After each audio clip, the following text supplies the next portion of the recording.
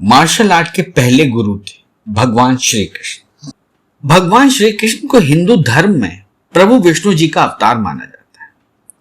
वैसे तो भगवान विष्णु ने धरती पर 24 अवतार लिए थे, लेकिन भगवान श्री राम व श्री कृष्ण की अवतार सबसे ज्यादा महत्वपूर्ण माने जाते हैं। भगवान विष्णु के 24 अवतारों में श्री कृष्ण का अवतार 22वां था। 3112 ईसा पूर्व हुए भगवान श्री कृष्ण एक राजनीतिक, आध्यात्मिक व कुशल योद्धा ही नहीं, वे हर तरह की कलाओं में, विद्याओं में पारंगत थे। श्री कृष्ण से धर्म का एक नया रूप व संघ शुरू होता है। भगवान श्री कृष्ण के कुछ रोचक व अनोखे सत्य से हम आपको परिचय करा रहे हैं।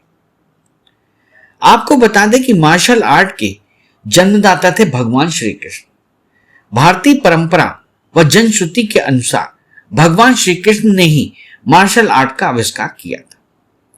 असल में मार्शल आर्ट को पहले कलारीपयट्टू कहा जाता था। इस विद्या के प्रयोग से श्री कृष्ण ने चाणर व मुस्टिक जैसे मल्लों का वध किया था। तब कृष्ण की उम्र मात्र 16 वर्ष की थी। मथुरा के दुष्ट रजक के सिर को हथेली से प्रहार करके काट दिया था। जनश्रुतियों के अनुसार श्री कृष्ण ने मार्शल आर्ट का विकास ब्रज के वनों में किया था। डांडिया रास उसी का एक नृत्य रूप है। हालांकि बाद में इस विद्या को अगस्त्य मुनि ने प्रचारित किया था। इस विद्या के कारण ही नारायणी सेना भारत की सबसे भयंकर प्रहारक सेना बन गई थी। श्री कृष्ण ने कलारीपयट्टू की नींव रखी, जो बाद में बोधि धर्मन से होते हुए आधुनिक मार्शल आर्ट में विकसित हुई। बोधि धर्मन के कारण ही यह विद्या चीन, जापान आदि बौद्ध राष्ट्रों में खूब फली फूली। आज भी यह विद्या केरल व कर्नाटक में बहुत प्रचलित है। भगवान श्री कृष्ण जी के बारे में अक्सर कहा जाता है कि उनकी 16,000 पटरानियां थी, लेकिन यह तथ्य गलत है। उनकी मात्र 8 पत्नियां थी। कृष्ण जी की जिन 16,000 पटरानियों के बारे में कहा जाता है, असल में वे सभी भौमासुर, जिसे नरकासुर भी कहते थे, उसके यहां बंधक बनाई गई महिलाएं थी, जिन्हें श्री कृष्ण ने मुक्त कराया था। ये सारी महिलाएं किसी की मां, किसी की बहन तो किसी की पत्नियां थी, जिनको नरकासुर जबरन अपहरण करके ले गया था। पुराणों व जनश्रुतियों के अनुसार राधा व ललिता श्री कृष्ण की प्रेमिकाएं थी। राधा की कुछ सखी सहेलियां भी श्री कृष्ण से प्रेम करती थी।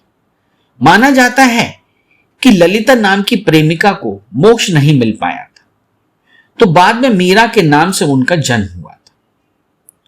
आमतौर पर कहा जाता है कि भगवान श्री कृष्ण की त्वचा का रंग काला या श्याम रंग का था।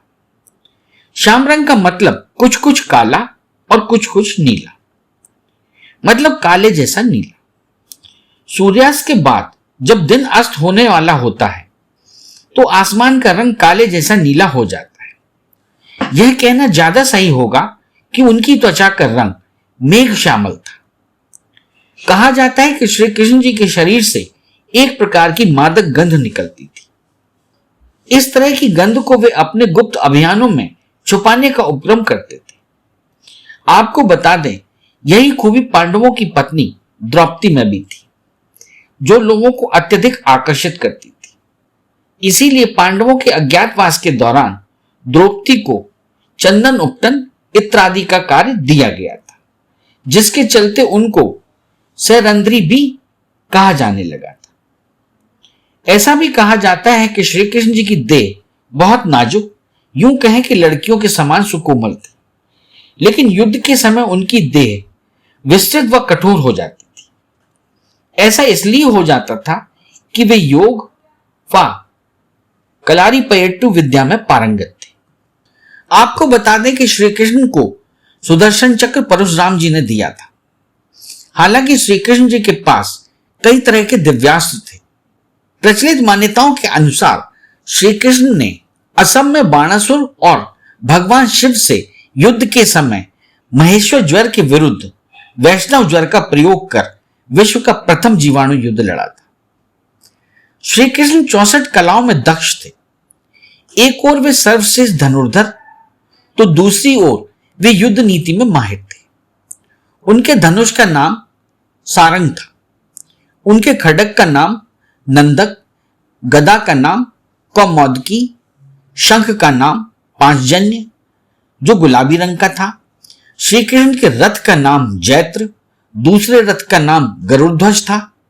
उनके सारथी का नाम दारुक तथा अश्वों का नाम शैव्य, सुग्रीव, मेघपुष्प व बालाहक था। ऐसे कई उदाहरण हैं जिनमें श्री कृष्ण ने कई लोगों को जीवित कर दिया था। भीमपुत्र घटोत्कच के पुत्र बर्बरी की गर्दन कटी होने के बावजूद श्री कृष्ण ने उसे महाभारत युद्ध की समाप्ति तक जीवित रखा था। एक दिन श्री कृष्ण वन में पीपल के वृक्ष के नीचे योग निद्रा में लेटे थे। तभी एक शिकारी ने श्री कृष्ण को हिरण समझकर बाण चला दिया। बाण सीधा श्री कृष्ण के तलवे में लगा। उन्होंने इसी बाण के विष को बहाना बनाकर देह त्याग दी थी। पुराणों के अनुसार श्री कृष्ण की आयु 125 वर्ष बताई गई है, जबकि ज्योतिषों के मतानुसार उनकी आयु 110 वर्ष की थी। भगवान श्री कृष्ण के कुल 108 नाम हैं, जिनमें से गोपाल, गोविंद, मोहन, हरि, बांके बिहारी, श्याम अत्यधिक लोकप्रिय है। भगवान कृष्ण ने गुजरात के समुद्री तट पर अपने पूर्वजों की भूमि पर एक भव्य नगर का निर्माण कराया था। कुछ विद्वान कहते हैं कि उन्होंने पहले से उजाड़ पड़ी कुश स्थली को फिर से निर्मित करवाया था। माना जाता है कि भगवान श्री कृष्ण अंतिम वर्षों को छोड़कर कभी भी द्वारिका में 6 माह से ज्यादा नहीं रहे। जो भी हो, श्री कृष्ण जी की इस नगरी को विश्वकर्मा और मैं दानव ने मिलकर बनाया था। विश्वकर्मा देवताओं व मैं दानव असुरों के इंजीनियर थे। दोनों ही राम के काल में भी थे। इतिहासकार मानते हैं कि द्वारिका जल में डूबने से पहले नष्ट हो गई थी। किसने किया होगा द्वारिका को नष्ट, आज भी यह सवाल बना हुआ है। इस चैनल को लाइक और सब्सक्राइब करना ना भूलें। देखते रहिए बंजारा बीट्स।